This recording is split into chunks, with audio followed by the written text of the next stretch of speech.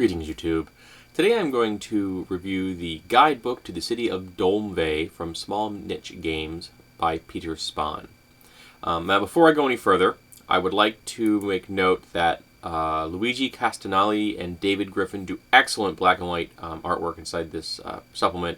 It has a wonderful feel, and it's in a style I happen to really like. Very well done. And major kudos to Tim Harton, who has done some incredibly wonderful maps.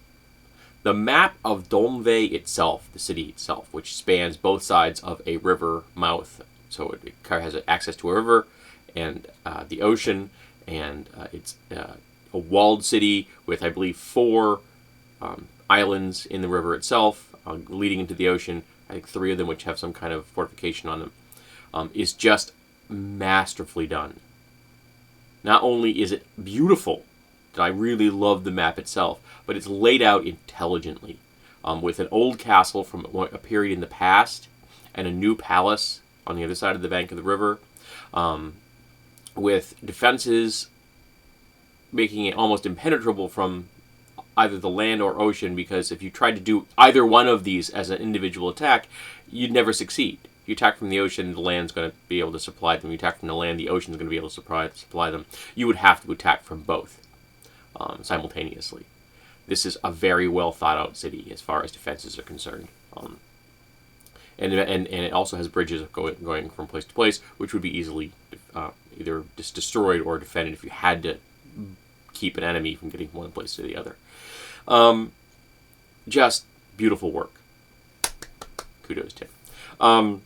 Now, this is a supplement designed for the Labyrinth Lord game, but it would be applicable to any fantasy game that you want to use it for. It's just that you're going to if you're going to be using something like 3.5 or Radiance or Pathfinder, you're going to have to fill in some details as far as like stats and such are concerned, because these old school styles have just smaller stat blocks and things like that, but you'd still be able to use all of the personalities and all of the NPC stats and all those things like that. So there is still a lot of value here for anyone that runs a fantasy game. So what do you get in this supplement? Oh, and one other thing. Peter was nice enough to offer me a free copy of this as a review copy. Unfortunately, the code he sent me to get it free didn't work, but it's a pay what you want product, so I just gave him $1 and I purchased it. But realized that he tried to give me one, so I want you to realize he did that. So we have an introduction which gives you a rough overview of what Dolmvay is. Then we have a section called Adventuring in Dolmvay, which is about the Adventurers Guild and Adventurers themes. And the Adventurers Guild is an organization which all adventurers must be a member of, otherwise you could very well be considered to be tomb robbers or bandits and such like that if you are unsanctioned. Then we have the breakdown of the city of Dolmvay itself, which goes from page 8 to 21, so it's a fair amount of background in this product. I mean, there's 210 pages in this. So it's a big, chunky book, and it's well worth your money, folks.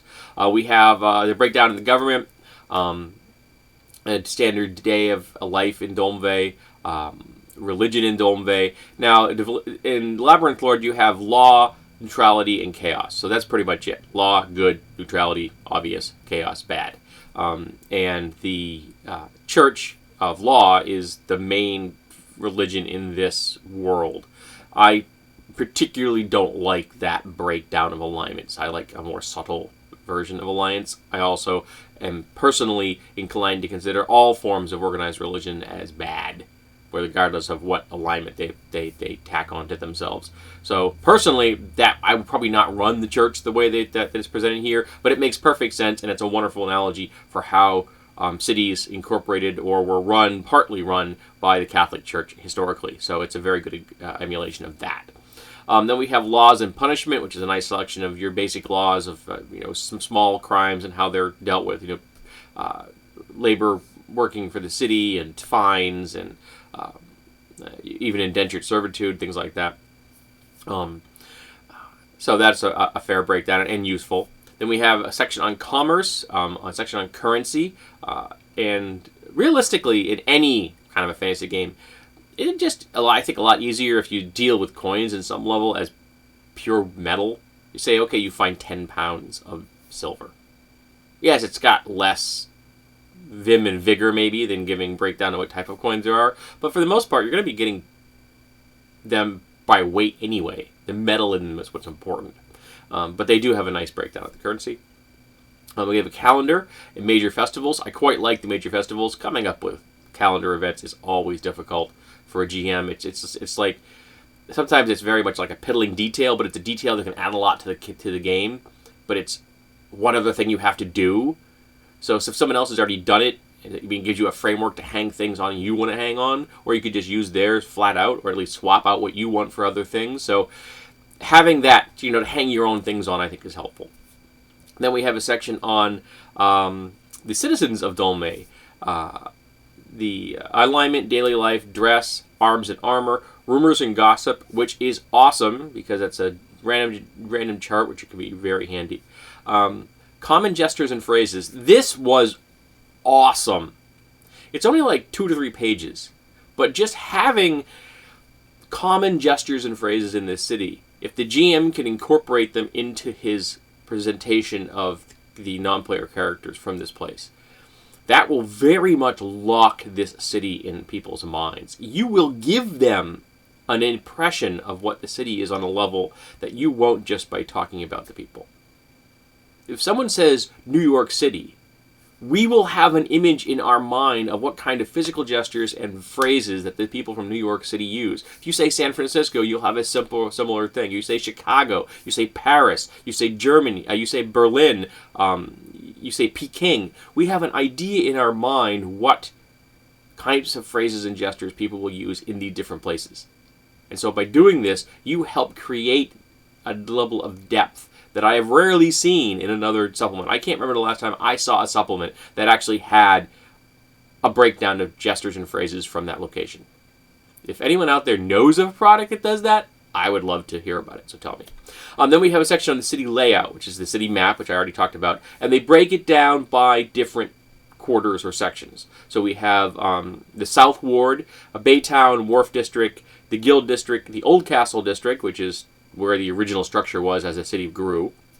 The Market District, the Valenon, which I don't remember off the top of my head which is, I apologize. The District of Commons, the River District, the District of Scholars. Then we have the North Ward, which is the Palatial District, which is across the river from the original section. The City Center District, Districts of Nobles, and other features. That's a big chunk of this book. It goes from page 21 up to 86. So that's a big hunk of this book, and it's very well done. It's just full of useful information. There's so much here to play with, and so many adventure seeds just lying there waiting for you to plant. Then we have a section on common shops and businesses. Again, doing lots of work for the GM that the GM doesn't have to do. We have a section on taverns and inns, and a sample taverns and inns for your use, so you can construct your own with the information they have here, or you could just use the ones that are here.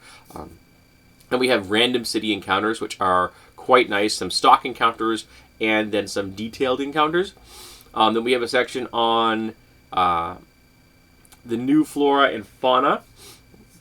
Then we have things on here, the Appendix 1, the Valenon, organization, deity worships, symbology, hierarchy, church doctrine, curative magic, history of the Saint Valen of Vay, which of course tells you this is a religious organization, and holy relics, which is also very good if you want to use either this stock religious entities that are in this city, or you can use it as a model for your own. Then we have an appendix on the Adventurers Guild itself, which is pretty chunky. It's like 20 pages. Then we have a section on the sewers of Dolmvay, which is awesome. This has an entire sewer network, which is just ripe for picking, which is just so useful as an adventure seed and a place to do things. A sewer of this level of construction is probably more advanced than the time period was appropriate for this setting, but we GMs and players love dungeon crawling, and the best place to have a dungeon crawl inside of a city is in this sewer system. So having an advanced sewer system makes perfect sense in a fantasy setting, even if it would be slightly more advanced technologically than you might see in a city at this same technological level in our world. Who cares? It's a wonderful tool to use, and it's a lot of fun. And I've used sewer systems countless times. I love them. And in fact, I've had a player say when to look at me, go, city is small. It's got a very advanced sewer system, and I just shot him a look. Then we have NPC generation, which is great. A section on treasure, and of course the OGL information. Now, this could be entire campaigns could be run on this with this supplement, both as a base of operations, and Small Niche Games has done other low-level adventures, and I've talked before, they've created a number of communities that would be good launching points for low-level adventuring. If you were to use one of those low-level areas, and go look at my reviews here on my channel, about, start out like 1 to 4th or 5th level. And they're going to start feeling a little cramped in those places. Well, when they feel a little cramped, here's where they go. Take them to the city of Dolmvay. All right? Or you could start them in the city of Dolmvay. You could do an entire adventure, entire campaign, just inside the borders of the city, just inside those walls. If you are into city-style urban intrigues and politicking and how the church and the secular organizations intertwine, how nobles can be petty and vicious and dangerous both to themselves and the world around them. You could do so many things, from rags to riches to thieves' guilds and magical research gone awry. You could do, investigation Sherlock Holmes style adventuring inside a city like this.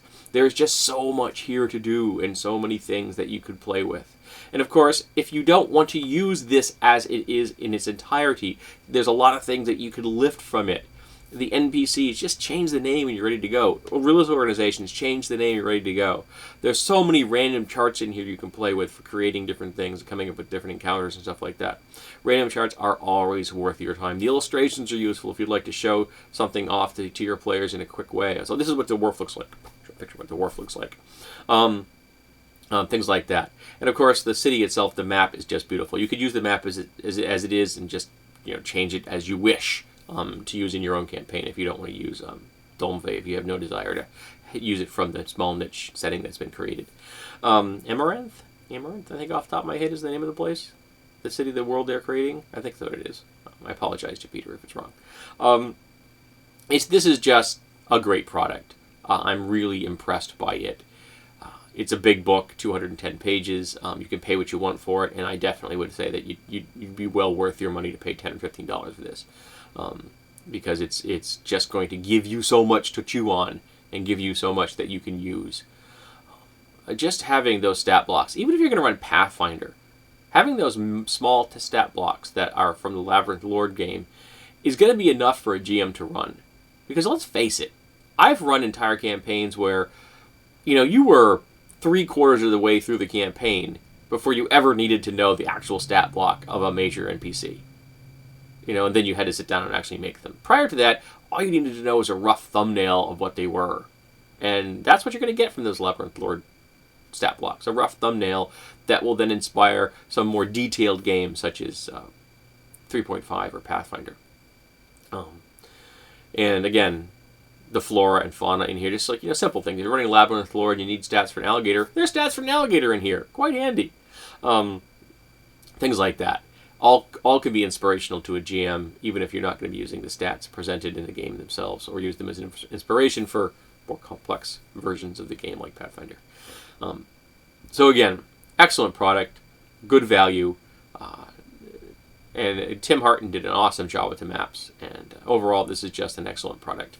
And I continue to be considerably impressed by everything put out by Small Niche Games.